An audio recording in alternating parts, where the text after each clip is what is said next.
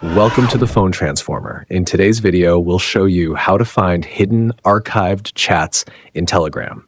Let's get started. Step 1. Start by opening the Telegram app on your phone.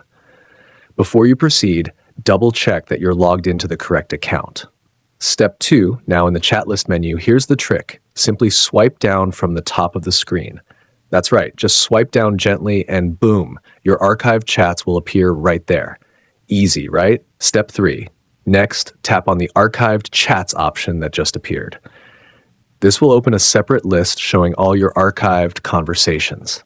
You'll see every chat you've ever archived neatly organized here. Step 4. Want to read the messages in an archived chat? No problem. Just tap on any chat from the list and it will open like a normal conversation. You can view all the messages just as you would in an active chat. Step 5. If you want to unarchive a chat, here's how to do it. Press and hold the chat you want to restore. Then tap the three-dot menu button at the top of the screen.